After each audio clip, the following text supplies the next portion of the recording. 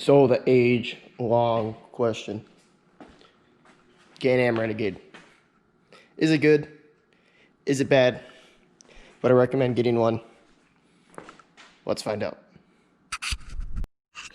So the Renegade, as widely known as the most powerful production ATV made to date. It is also known for being the most biggest piece of junk you can possibly buy. This is 2019 XXC 1000R. So far it's just been nothing but problems. So it's maybe got 1,500 miles on it so far. Front diff, as you saw in the last video, grenaded, completely gone. It shouldn't have gone with how many miles it has on it. Even these Zillas. These Zillas aren't even that aggressive. They weigh the same as the stock tires. And yet it couldn't even handle that.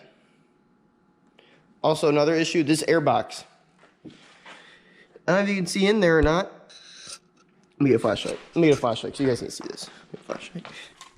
Let me get a flashlight. You can see in there, there's some water in there.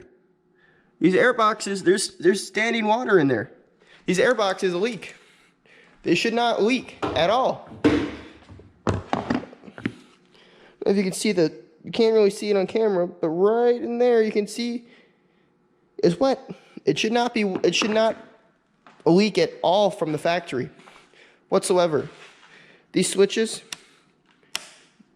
they get really crunchy with going through any amount of mud whatsoever. I've had it to the point now where the kill switch sometimes won't even slide. I have to pressure wash it out to get it to work. And also, another big complaint about this thing, this throttle, it can stick. It sticks on you when you're going. And it doesn't happen anymore now that I've gotten more used to it. But when I first started off on this thing, it would stick. It would stick onto my hand, which it should not do. Also, another big complaint. The transmission on this thing is horrible. It is so bad.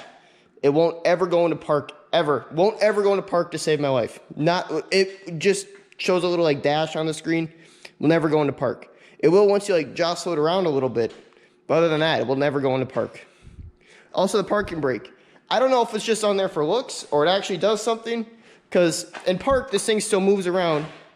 And yet this parking brake, it seems like it's working, but I don't know if it actually does anything or it's just kind of for looks. I don't know. Also, this taillight went out already. It went out within seriously, right away, like almost instantly. We changed a bulb on it, still doesn't work. The dash pod on it, this deal here, completely stopped working. It shows miles per hour, but I can't change anything other than miles per hour. The snorkel kit. The snorkel kit is, I'm not complaining about the snorkel kit. Snorkel kit worked very well, besides for the airbox leaking. If the airbox wasn't leaking, you could go right up to the top of the snorkel, and it would do it all the time, all day. Let's see, the power on this thing. The power is like, I dare say that this is the fastest stock production ATV ever made. People might say, oh, what about the Scrambler 1000? What about the Raptor 700? What about like even a TRX 450 or even a Quadzilla?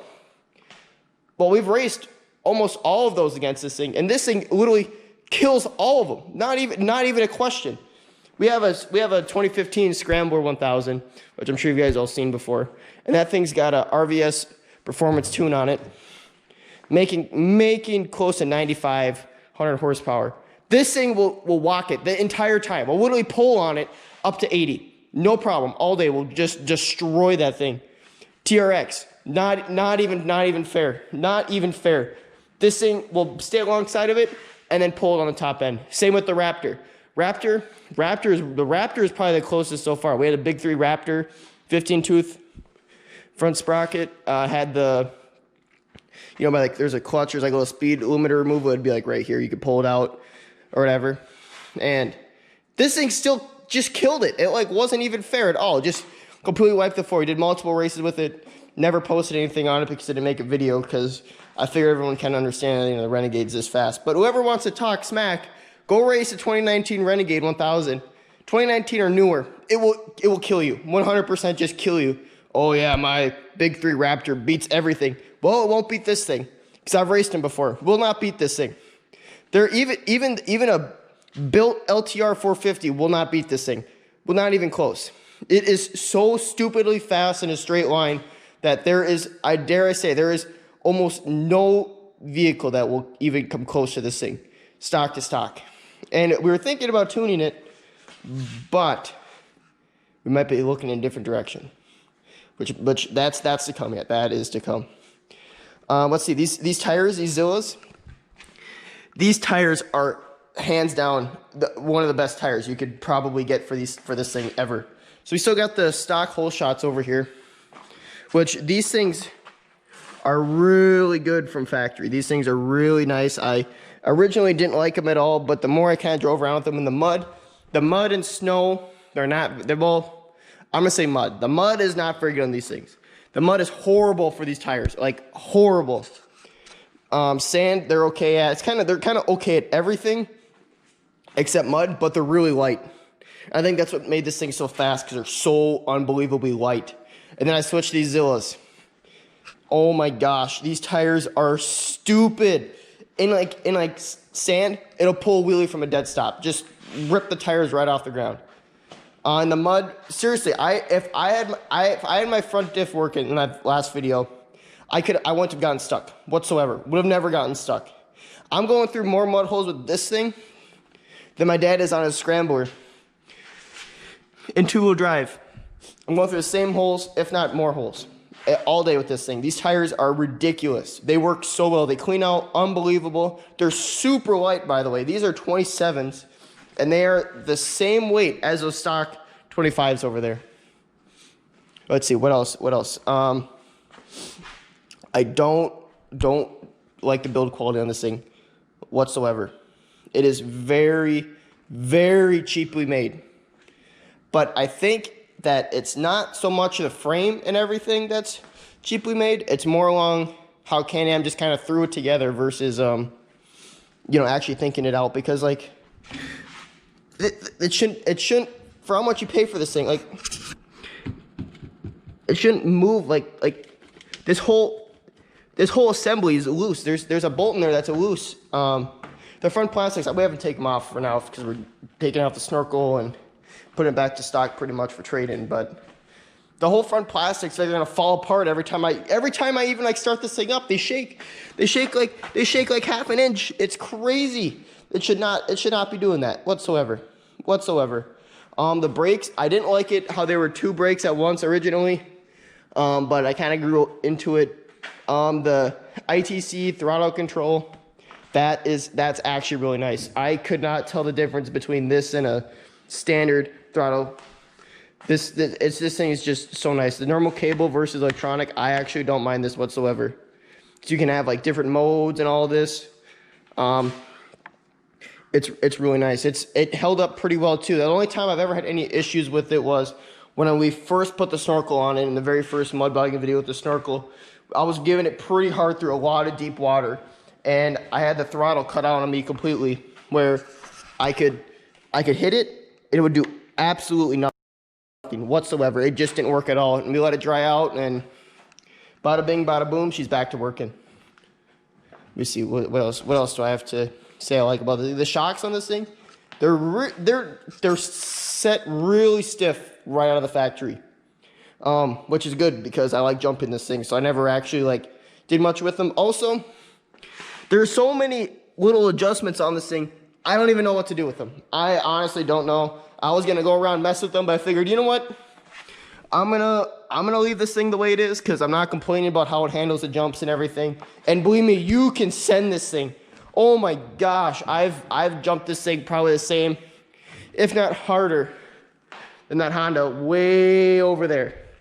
This thing is just an animal. It is So crazy. Down the trails, this thing is seriously, there isn't much along the trails unless you're looking for trouble that you won't have any issues with.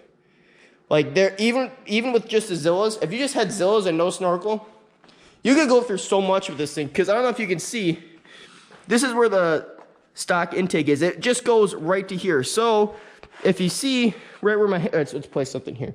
Let's place this guy here. So this is about where the stock snorkel intake deal is going to be at. So if you look from the side, that's about handlebar deep. I don't think I've ever even gone handlebar deep with this thing, even with the snorkel.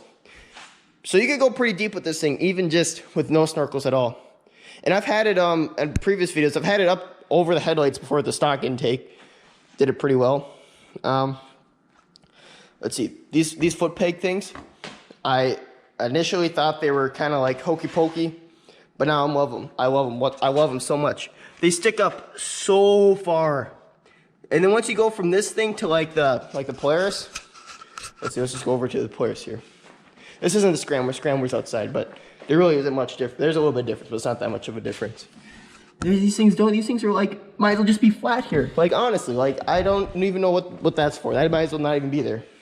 But if you look at the Honda here, it's just like the 450s. It is raised up fairly high, which is super nice when you're going through mud and everything gets built up here. You don't have to worry about your feet like dying on this thing because you have so much peg here to grab onto. It's nice with snow too. It does the exact same thing. Super nice, super nice. Let's see. Another thing, I think I've talked about the power a lot, but words seriously don't describe how much power this thing's got from the factory. It has so much power from the factory that if you come off of say you come off of a Sportsman 570 and you're like, oh yeah, I want something a little bit more power. Don't get this. You are gonna die on this thing. I'm telling you right now. This thing will literally, it is so much power. Words don't describe how it is. People are thinking to me, people are probably thinking right now, oh, there's not a thing as too much power. This is getting there. This is definitely getting there with too much power. It's definitely up there. Once you get used to it, of course you want more power. I bog this thing down every once in a while. It's usually only like going up sand hills, ripping wheelies up hills and all that stuff.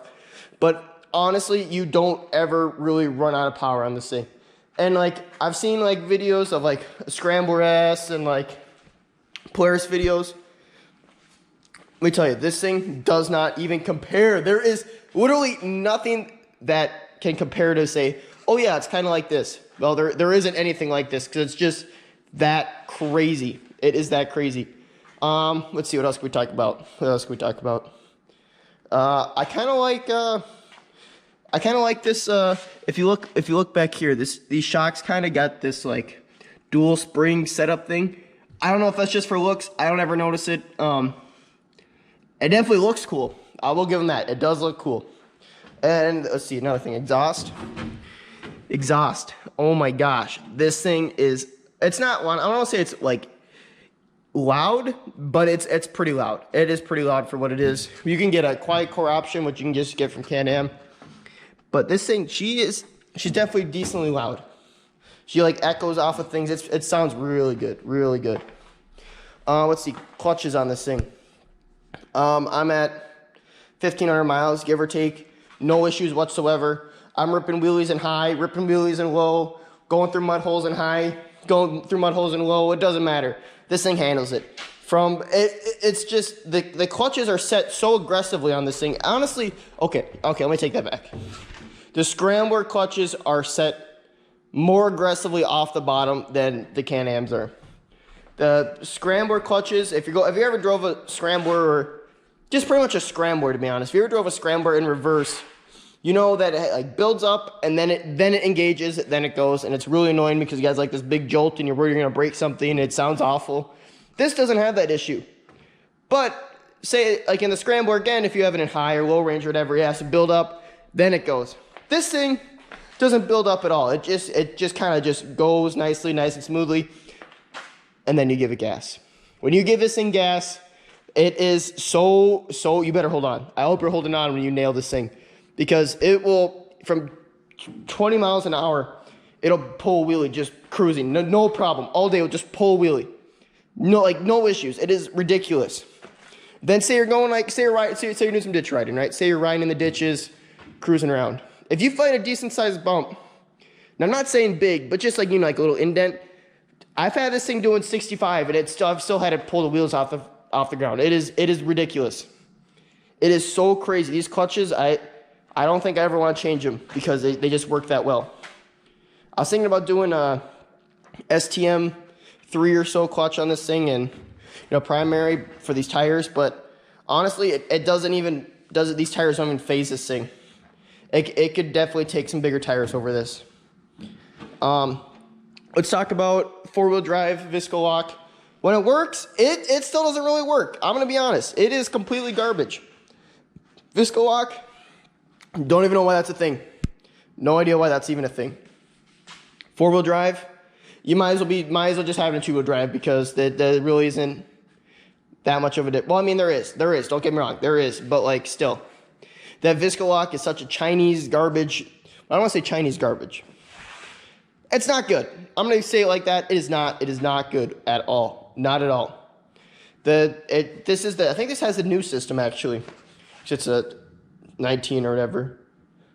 But it still isn't that much better. It's definitely better than previous years. I can just see from other videos and stuff, but it still is not. It's not good. Not good at all. I just broke it. I literally just broke it. That just kind of gives you an idea of how not well this thing is at all. Another thing I have to complain about. I'm not just kind of going all over the place right now. I just, you know what? When I look, I'll just see if I want to complain about it or not. Thing I want to complain about is this guy right here. There's a fuel gauge on that little, the little pod or whatever, the little like miles per hour or whatever gauge pod.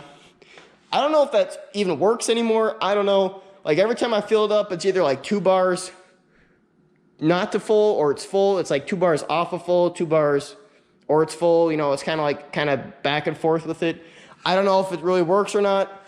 Either way, it's still getting sent. Another thing, the width of this is not, I don't like how wide it is. While people say I can deal with it, I mean, I can deal with it. You get used to it, like, almost immediately. But it is very wide. If you're coming off of, like, a scrambler or, literally any Polaris machine at all, it's a little bit of a difference. A little bit of a difference. Another thing to complain about, this seat, it just holds water. It literally just holds water. This is probably 40 pounds. This seat is. You can see it. It's starting to come out. You kind of see it coming out here in the bottom. It's starting to come out right now, but like, oh my gosh, that thing just holds water. That's all it's good for. But it is very soft. I will give it that. It is very soft. Another thing I hate about this thing.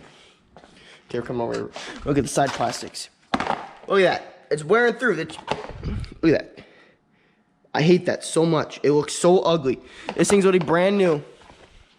And look at that. It is wearing right through. I hate that so much. It already looks so terrible on this thing. It looks so bad. Oh, and also, another thing. Let's see. This front bumper, this thing rocks. If you're worried about pulling this thing out, you're like, oh, I have nowhere to hook it to. Hook it right to the bumper. That's what we do. We always hook this thing right to the bumper. She rips it out, no problem. That bumper is a beast. There's no issues with it. Another thing to complain about. No storage whatsoever. There is none. I mean, you don't really have any spot to put storage to begin with. But, come on, Can Am. You at least put like a little something underneath it. A little something. Give us a little something, A little something. Oh, let's see. The power steering. People say, oh, DPS, Can Am's DPS is the best. Oh, it's so good. Different modes, it's so good. The tri-mode is so great. Honestly, there's really not much of a difference between the modes.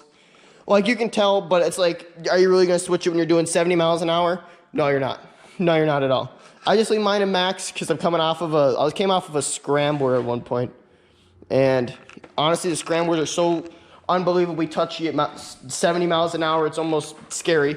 And coming off of that to this, I never changed it from max because max is just kind of ideally all around the best. I mean, if you're really feeling it, oh yeah, sure, change it to medium, change it to minimum, whatever. But they're honestly, it's really overrated. They're really, the 3 modes aren't really that good. They're really not that impressive. I mean, you could obviously say that, oh yeah, you can use minimum when you're going faster. But when you're doing 65, 70 miles an hour, are you really going to remember to switch it to minimum on power steering? No, I don't think so. I don't think you're going to. I don't think you're going to at all. No. Let's see. I don't like, what else do I not like about this thing? This thing is very warm. It is very hot. It is very hot machine. This is gonna be a long video. I hope whoever's watching this is actually watching this, because it's a long video. If you made it this far, make sure you drop a like, because it's a Renegade. Come on. But this thing gets very hot. This thing, if you want some heat put out, oh my gosh, this thing is terrible. Dare I say, this is just as bad as this 450 over here that has no covering whatsoever around the exhaust. There is nothing covering that one, and this thing just gets just as hot. It's literally melted the plastics on this thing, how hot this thing gets. Look, you can see the warp in the plastics, how bad it is. You can only see it warping. That's how hot this thing gets. It is so ridiculous. People are saying, oh, well, with the exhaust, it probably gets hotter. You're probably right. It probably does get hotter, but honestly, it didn't make that much of a difference putting the exhaust on it, because this thing's just that much of an animal that it likes to melt everything, also including your leg. If you like burning yourself along with melting every single piece of plastic on this thing, I'd recommend getting one of these, because it is that nice. If you really want something warm for wintertime, this thing is nice. Very nice. Let's talk about what this thing is really good for and what's really not good for. So if you don't know at all about this thing, it's pretty much an Outlander with different plastics. It's pretty much what it is. This has the exact same frame, exact same setup as an Outlander. The only difference is pretty much is the plastics. I mean, you could probably say there's a few things here and there. Maybe the clutch is a little bit different. Oh, the pegs are different. Oh, the skid plates are different. It's really not that much different. Like you can get an XXC Outlander that comes with pretty much the exact same thing. Which honestly, I don't know. Honestly, I don't know if I'd ever get an Outlander, but still, there really isn't that much of a difference. Literally, the headlights are the same. Plastics pretty much look the same. If you really just like shave off of it, pretty much it's just an Outlander. But that's why it's good for towing. Like that's where I was going with this. You can tow a lot with this thing. Really, you're never gonna tow like 1,200, 1,300 pounds with this thing. I don't know who does. I don't know. Why don't you just get like literally anything, like even like a little tractor to pull that much with it? You won't use your 4-wheeler, but you can. You can pull with this thing. It pulls out everyone pretty much, because this thing's just that much of a beast. Snow. This thing is pretty much unstoppable in the snow, because it just has that much power. You just pretty much just float over it. I want to try these Zillas in the snow so bad, because I've heard they're so good in the snow. So that might need to happen. Maybe not with this machine, maybe with a different machine. I don't know. Maybe not. But this thing it's a beast in the snow. Mud, stock. It is not very good. But because you have so much power, you can pretty much make it through whatever you want, because you just hit it with going 90 miles an hour and you pretty much just end up skimming it. Sand. Those stock hole shots, they're not very good in the sand. I'm going to be 100% honest. They're not particularly the best setup for sand at all. Like, they're not very good. Rocks. I really don't drive this thing in a lot of rocks. The suspension set up so stiff from the factory that any kind of rocks at all, it's kind of horrible. Now with the Visco lock, it doesn't really do anything really at all in the rocks. Overall, not a good rock machine. Hill climbing. Oh my gosh, good luck finding something to not make it up. Like there are not a lot of hills if you don't have the ball. Like there are so many hills this thing could go up. Like if you have the balls for it, there's probably nothing you really can't go up with this thing. Realistically speaking, you guys think realistically speaking, because this thing has so much power, it literally just goes up anything. Even from a dead stop on a hill, it will just eat it, no problem whatsoever. Just go right up it. Let's see. What else? What else have we not talked about terrain-wise? Like flatland riding, jumps, like say jumping, flatland riding. Oh my gosh, you will not find a better ATV for flatland riding. Jumps, okay, you guys scrambler S. But for like flatland riding, this thing is just so stupid. It just rips wheel. All it does is pretty much wheelie and beat everything in a straight line. If you want to do wheelies, look cool, and beat everything you go against, get a Renegade. Because there's not a lot of people that are gonna be able to challenge you, unless they're obviously built out. But still, if you're racing a stock machine, you're 9.9 times out of 10 gonna kill him so bad. He's gonna look at you and think, "There's no way that thing's stock." That's how bad you're gonna beat these people. People are gonna come up, they're gonna like, "Oh, I have a tuned scrambler. Oh, I'm gonna have a big 3 Raptor." You're gonna kill him. Not even a question. Not even a question. Even dare I say Quadzilla, you can beat a Quadzilla with this thing because it's that so dang fast. It is that fast. It is so stupidly fast that it could probably beat a Quadzilla. Now, I don't know about like a Husaberg Enforcer 600 because those things are really rare though. Like I said, mass production, you probably beat any mass-produced ATV. Even Banshees, not even close. This thing eats Banshees for a living. Not even. There's really nothing. So let's see. Is that kind of it? Is that everything? Well, guys, thank you for watching this epic Can Am Renegade review. Let me know if you want to see more reviews on machines, because there's a lot of machines I can review. If you want to watch them, if you actually watch this entire 26 minute video, we're 26 minutes in. That is a long video. That's actually gonna be longer because I did an intro too. Well, you guys, let me know if you want me to review more stuff. I didn't do a review of the RS1, so I figured I'd do this. Thanks for watching. Leave a like. Make sure you subscribe. There's going to be maybe trade this thing in for something new. Maybe. Want to fix the front diff first and then put it back to stock to make it look, stock. You know what I'm saying? And then we might look at trading it in for something. I don't know. Might start with an S. The brand might start with a P. I don't know. Maybe an XMR or something. I don't know. No one's actually going to watch the entire 27 minutes on. No one's actually going to watch this entire thing. So I'm looking at getting a Scrambler S. Straight up Scrambler S. Trading this in for one of those. Or an XMR version Renegade, like a 2020 or something. Because I'm going to be honest, no one's actually going to watch this entire thing. And if you do, hey, I love you. Not actually, but still. You actually like hold this channel together. I appreciate it. But yeah, I'm looking at getting something like that. Hopefully a Scrambler S. I know they're not very fast or anything, but you do have like literally twice the amount of suspension travel with it. So looking at getting one of those, maybe. So yeah, thanks for watching. Like and subscribe. See you guys in the next video.